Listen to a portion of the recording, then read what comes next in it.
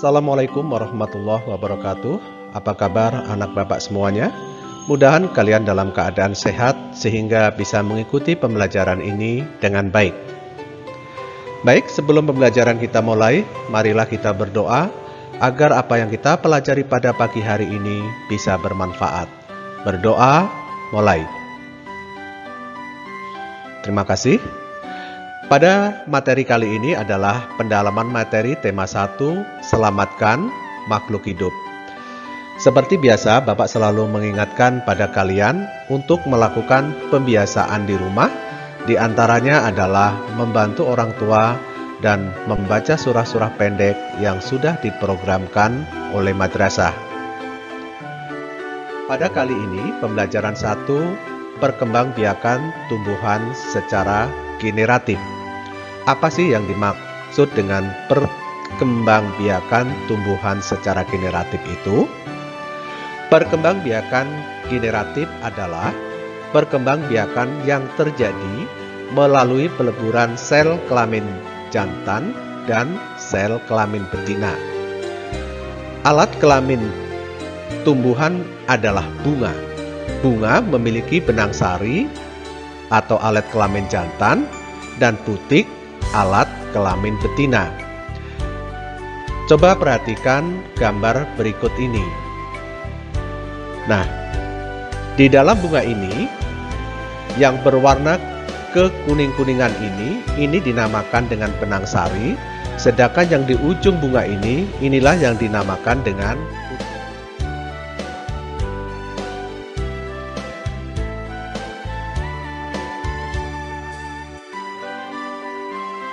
Untuk lebih jelasnya, perhatikan bagian-bagian dari bunga berikut ini.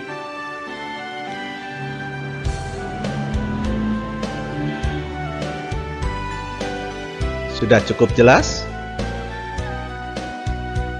Perhatikan bagian proses perkembangbiakan generatif berikut ini.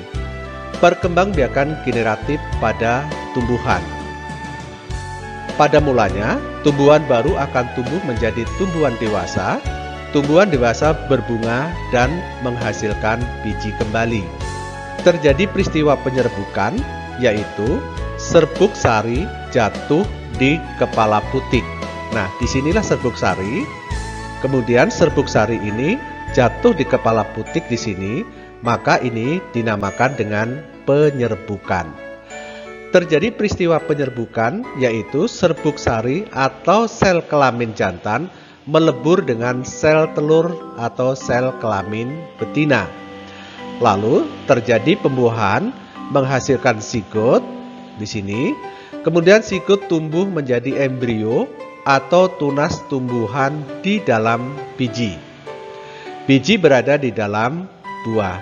Nah, di sini. Nah, biji yang ditanam akan tumbuh menjadi tumbuhan baru.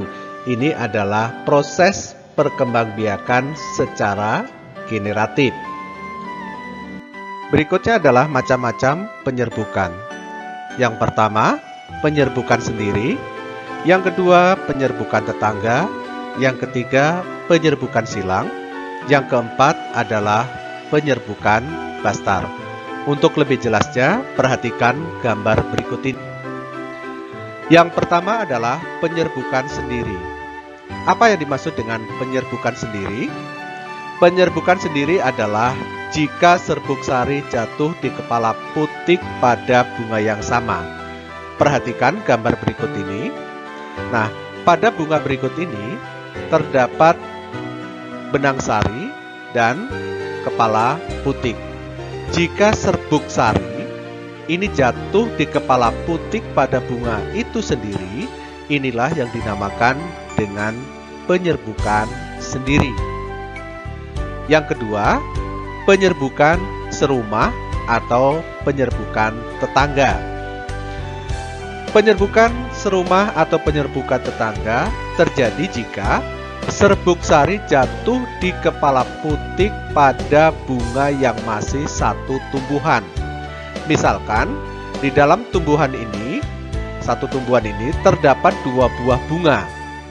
Apabila serbuk sari dari bunga yang ini jatuh di kepala putik bunga yang di sebelahnya, ini dinamakan dengan penyerbukan tetangga atau penyerbukan serumah. Yang ketiga adalah penyerbukan silang. Penyerbukan silang terjadi jika serbuk sari jatuh di kepala putik pada bunga lain yang sejenis tetapi berbeda tumbuhan. Misalkan di rumah kalian ada 2 buah pohon mangga yang sama-sama sedang berbunga, maka apabila bunga atau serbuk sari dari tumbuhan yang satu jatuh di kepala putik bunga di sebelahnya di pohon yang lain tadi, maka ini dinamakan dengan penyerbukan silang. Yang terakhir adalah penyerbukan bastar. Penyerbukan bastar adalah jika serbuk sari jatuh di kepala putik pada bunga yang berasal dari tumbuhan yang berbeda varietasnya. Yang dimaksud berbeda varietasnya itu adalah jenisnya, keunggulannya. Misalkan kalau kalian di rumah ada punya tanaman jambu biasa, kemudian di sebelahnya ada jambu Bangkok. Nah, itu berbeda varietas namanya. Nah, jika serbuk sari jatuh di kepala putik pada bunga yang lain yang berbeda varietasnya tadi, inilah yang dinamakan dengan penyerbukan bastar. Sudah cukup jelas ya? Baik, Bapak lanjutkan. Berikutnya adalah apa saja sih yang bisa membantu penyerbukan pada bunga? Salah satunya adalah lebah. Lebah yang hinggap di bunga secara tidak langsung ini juga akan membantu penyerbukan pada bunga itu sendiri. Lalu, hewan apa lagi yang bisa membantu penyerbukan bunga? Ya, selain lebah, burung juga bisa membantu penyerbukan pada bunga. Kemudian, hewan apa lagi? Ya, kupu-kupu juga bisa membantu penyerbukan pada bunga. Tentu saja, masih banyak contoh hewan lain yang bisa membantu penyerbukan pada bunga. Pada pembelajaran 3, yaitu menjelaskan tentang perkembangbiakan tumbuhan secara vegetatif. Kalau tadi secara generatif, yaitu melalui pertemuan antara sel kelamin jantan dan sel kelamin betina, yang berikut ini adalah perkembangbiakan secara vegetatif. Apa yang dimaksud dengan perkembangbiakan secara vegetatif? Ya, perkembangbiakan secara vegetatif terjadi tanpa adanya peleburan antara sel kelamin jantan dan sel kelamin betina. Tujuannya untuk menghasilkan tumbuhan baru atau tumbuhan dengan sifat baru. Perkembangbiakan vegetatif dapat terjadi secara alami maupun buatan. Contoh pada pohon pisang ini adalah vegetatif alami. Nah, di sini di sebelah induk dari pohon pisang ini ada tunas. Nah, tunas inilah nanti yang akan menjadi tumbuhan baru. Berikut ini adalah contoh perkembangbiakan vegetatif alami dapat terjadi dengan 1. Tunas, 2. Umbi lapis, 3. Umbi batang, 4. Umbi akar, 5. Geragi, 6. Akar tinggal atau rizom, dan yang ketujuh adalah spora.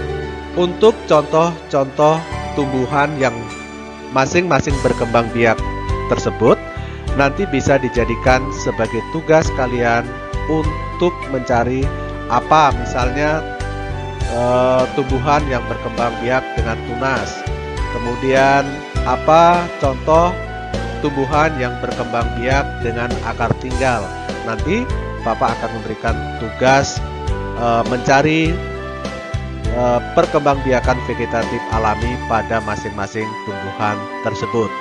Yang terakhir adalah perkembangbiakan vegetatif buatan dapat terjadi dengan cara yang pertama yaitu dengan cara mencangkok, yang kedua dengan stek batang, yang ketiga stek daun, yang keempat dengan cara merunduk, yang kelima dengan cara tempel atau okulasi, dan yang keenam adalah dengan cara menyambung. Tentu saja kalian tahu bedanya setelah Bapak jelaskan tadi, perkembangbiakan vegetatif alami dan perkembangbiakan vegetatif buatan. Baik anak-anak Bapak semuanya, untuk lebih jelasnya silakan kalian baca buku tema 1 pada materi atau muatan IPA. Kiranya cukup sekian yang Bapak sampaikan, Bapak akhiri. Wassalamualaikum warahmatullahi wabarakatuh.